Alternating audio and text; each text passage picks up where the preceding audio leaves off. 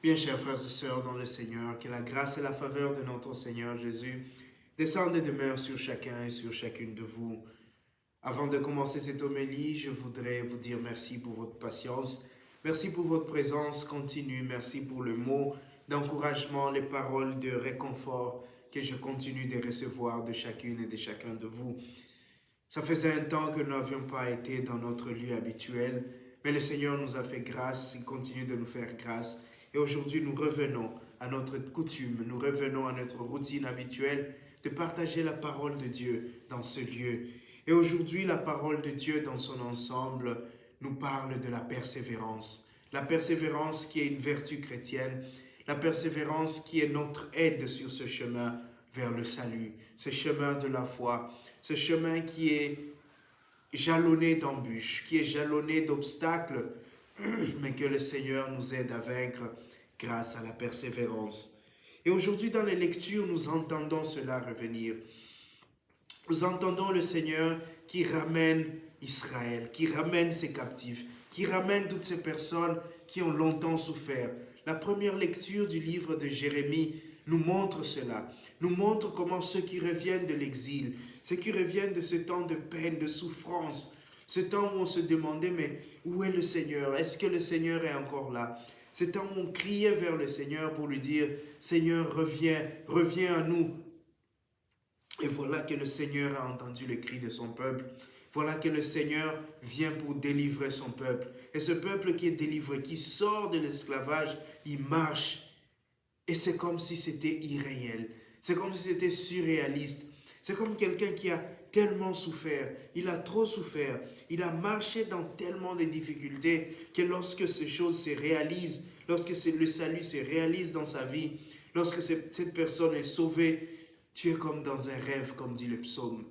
Quand le Seigneur ramena les captifs de Sion, nous étions comme en rêve. On n'y croyait pas, on n'en revenait pas. Tu as traversé ce long tunnel de ténèbres et maintenant tu es dehors. Tu es dans la lumière. Et tu te dis, mais comment est-ce possible? Je pensais que cela était éternel. Je pensais que c'était une fatalité. Je n'imaginais pas que je pouvais m'en sortir. C'est la même chose lorsque nous vivons des expériences douloureuses. Lorsque nous traversons des expériences difficiles dans la vie, parfois nous avons l'impression que ça ne finira jamais. Nous avons l'impression que cela est fait pour durer, c'est pour toute la vie.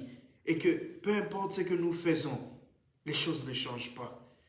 Ça fait des années que tu cherches un travail, ça n'arrive pas.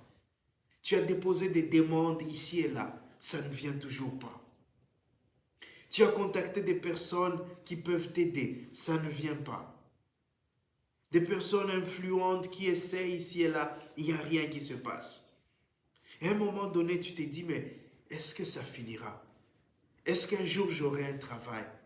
Est-ce que toutes les prières que j'ai faites, les sacrifices, les jeûnes, les dîmes que je donne, est-ce que quelque chose va arriver? Ça fait longtemps que tu es dans ce processus. Tu veux te marier. Ça ne vient pas. Les hommes qui viennent dans ta vie ou les femmes qui viennent dans ta vie, chaque fois que vous arrivez à un terme, au point où vous dites, bon, on va s'engager, quelque chose se passe, ça se brise. Chaque fois que tu t'es engagé, tu te dis, je me donne cette fois-ci corps et âme pour cette relation, ça ne marche pas. Et à un moment, tu commences à te demander, est-ce que je suis une mauvaise personne? Est-ce qu'il y a quelque chose dans ma vie qui ne va pas? Est-ce qu'il y a dans ma famille, dans le passé de ma famille, un sort qui a été jeté, un sort qui a été jeté sur nous, qui fait que les choses ne marchent pas dans ma famille, que je n'arrive pas à trouver quelqu'un? Est-ce qu'il y a le démon, comme on dirait, d'Asmodée qui est sur moi et qui éloigne de moi toutes les personnes qui viennent pour s'engager, pour vivre avec moi? Peut-être qu'il y a longtemps que tu cherches un enfant et ça ne vient pas. Tu as tout essayé, tu as tout tenté, tu as fait toutes les prières, ça ne vient pas. Et ainsi de suite, il y a ces événements, ces situations dans nos vies qui durent, qui perdurent et qui sont là de manière assez, c'est devenu comme notre quotidien. Et chaque jour on pleure, chaque jour on se lamente, Chaque jour, on crie vers le Seigneur et on a l'impression qu'il y a un vide, il y a un silence. Et on est comme perdu. Et c'est l'expérience aujourd'hui que nous voyons dans l'Évangile, l'expérience de Bartimée. Ça fait longtemps qu'il a été sur la route, au bord de la route, en train de demander, en train de quémander. Et chaque jour, il crie. Chaque jour, il a la main tendue. Chaque jour, il répète « aide-moi, aide-moi, aide-moi ». Et c'est son quotidien. Et il se demande « mais est-ce qu'un jour je m'en sortirai? Est-ce qu'un jour je quitterai cette route? Qu'il pleuve ou que le jour soit ensoleillé, il est là. Dans toutes les intempéries, il est là parce qu'il doit vivre, il doit survivre. Et il attend le jour. Mais quelque chose fait la différence. Quelque chose a toujours fait la différence dans toute l'histoire du peuple d'Israël, mais aussi dans l'histoire de Bartimée aujourd'hui, c'est la persévérance. Ce sont des personnes qui n'ont jamais abandonné, des personnes qui ont crié au Seigneur toujours et toujours et toujours. Israël, pendant des années, pendant 400 ans ou même plus, qu'ils ont été en esclavage, ils ont crié vers le Seigneur.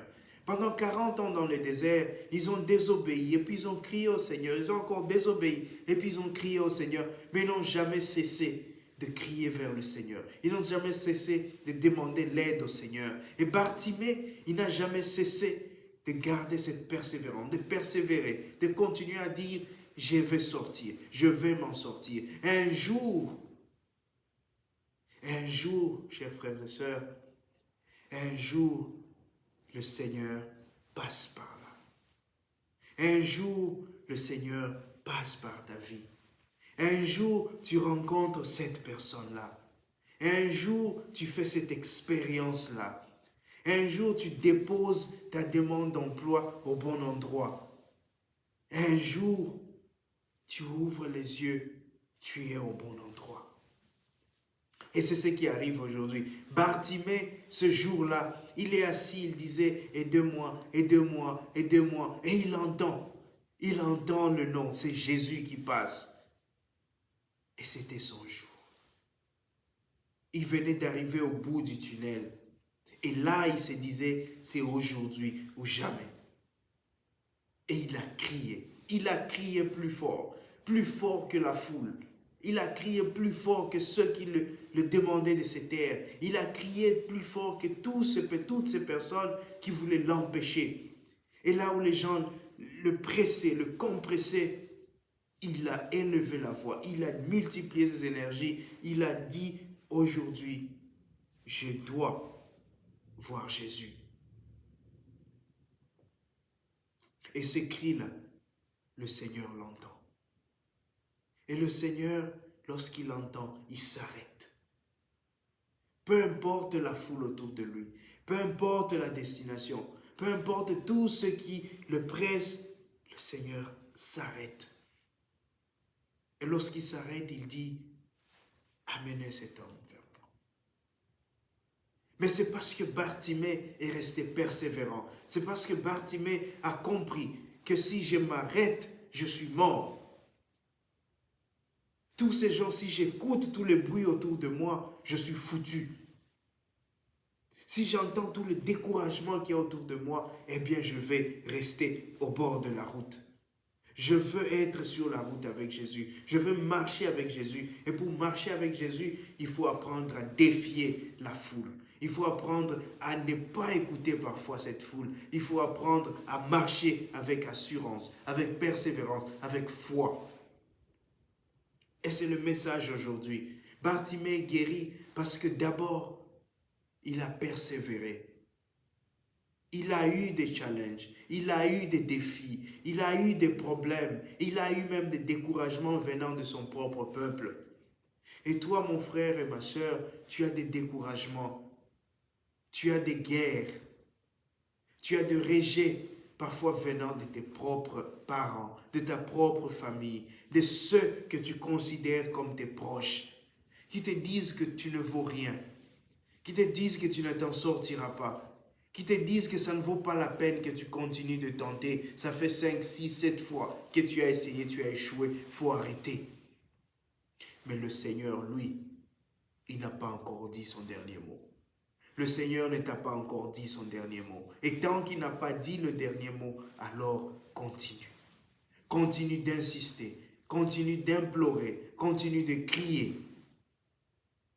Et pour ça, mes frères et mes sœurs, il y a 2 choses. La première, il faut blinder ton mental. Il faut avoir un mental solide, plus solide que les personnes autour de toi. Et la deuxième chose, il faut demander la grâce de la foi. Une foi ferme, une foi solide. Une confiance que le Seigneur vers qui je crie n'est pas sourd. Que Dieu vers qui j'adresse mes prières, il m'écoute, il m'entend. Et un jour, comme les captifs d'Israël, il me ramènera. Un jour, je serai dans la joie. Un jour, les larmes dans lesquelles j'ai sémé, les larmes dans lesquelles j'ai prié vont se transformer en joie. Et comme dit le psaume, ils s'en vont, ils jettent la sémence. Ils sont dans les larmes, ils jettent la sémence. Ils s'en viennent dans la joie et ils rapportent les récoltes. Et comme nous rappelle la lecture, Saint Paul nous rappelle dans la deuxième lecture, c'est que c'est Jésus que nous prions, c'est un Jésus qui nous a donné cette possibilité. Par sa mort et sa résurrection, par le rachat qu'il a fait de nous, il nous a donné cette possibilité, la possibilité de sortir de nos misères, la possibilité de sortir de nos difficultés, puisqu'il a racheté nos vies au prix de son sang. Alors, chers frères et sœurs, aujourd'hui, rappelons-nous que nous avons été rachetés à un plus grand prix. Rappelons-nous que notre Dieu, le Dieu que nous servons, celui vers qui nous crions, c'est un Dieu qui écoute. Et les bruits de la foule ne peuvent pas empêcher à Jésus d'entendre ta voix. Les bruits de ceux qui te découragent n'empêcheront pas à Jésus d'entendre ta voix. Alors continue de prier, continue de crier vers lui, persévère dans la prière, persévère dans la demande, parce que un jour, le Seigneur exaucera tes prières. Un jour, le Seigneur viendra à ton aide. Et alors ce jour-là, tu seras dans la joie. Ce jour-là, tes larmes et tes pleurs se transformeront en cris de joie et de fête. Que le Seigneur nous donne cette grâce. Que le Seigneur exauce tes prières et qu'il écoute ta voix aujourd'hui et tous les jours. Amen.